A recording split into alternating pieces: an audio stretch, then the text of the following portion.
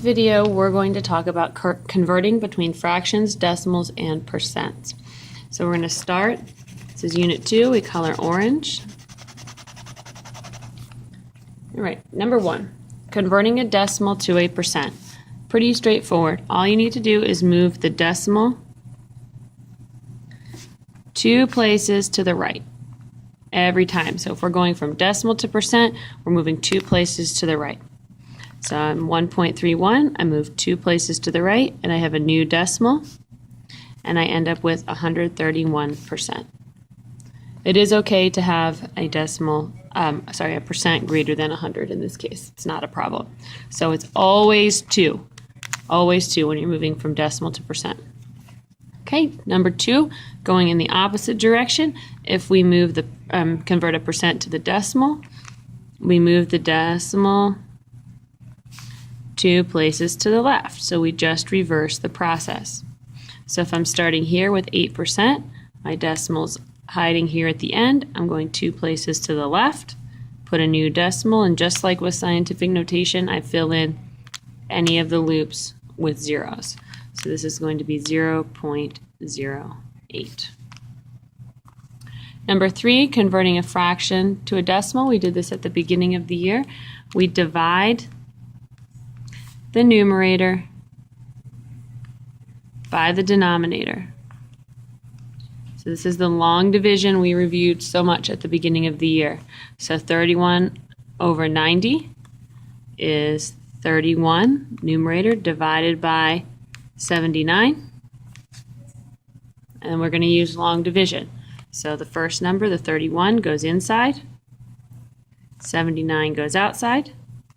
79 does not fit into 31, so you put a 0, add a decimal point, and a 0. So then you need to think, how many times will 79 fit into 31? Well, 79 is about 80, and 310 is about 300, so you could think how many 80s fit into 300.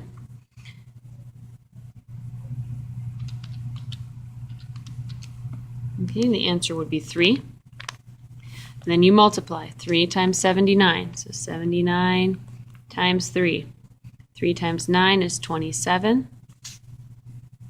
3 times 7 is 21, 22, 23. So that's going to be 237. And then subtract. 0 minus 7, can't do that, so we're going to borrow. I have 10 minus 7 is 3. 0 minus 3, can't do that, so I'm going to borrow again. 10 minus 3 gives me 7, and 2 minus 2 is 0. So I can compare. 73 is less than 79, so I'm good to go.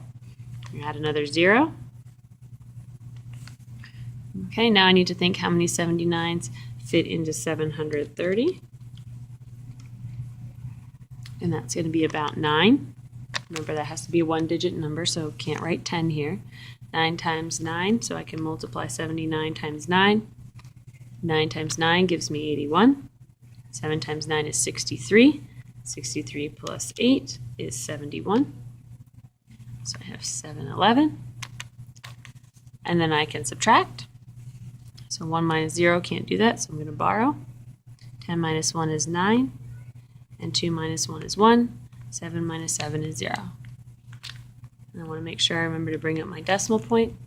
And it's always a good idea to carry this out to about 3 decimal places. So we're going to go one more time, add one more 0, go ahead and drop that 0 down. How many 79s fit into 190? 79 is about 80. So there's 2 80s that fit into 190. So then 2 times 79. 9 times 2 is 18. Hi, Miss Russell. Hi, Declan. Sorry, we can't read the note. 7 times 2 is 14, and 1 is 15. Okay? All right, so then we're going to subtract. So 0 minus 8, we can't do that. Cross out 9, put 8. 10 minus 8 is 2. 8 minus 5 is 3. And then 1 minus 1 is 0. Compare, 32 is less than 79, so we are dividing correctly. So my decimal would be 0.392. If I wanted to convert that decimal to a percent, I would need to move the decimal 2 places to the right. So I would go 1, 2, and my percent would be 39.2%. So hopefully this helps you remember how to convert between fractions, decimals, and percents. And this is the basic skill that you're going to need to know in order to move forward with the rest of this unit. Thanks, have a good evening, and I will see you in class.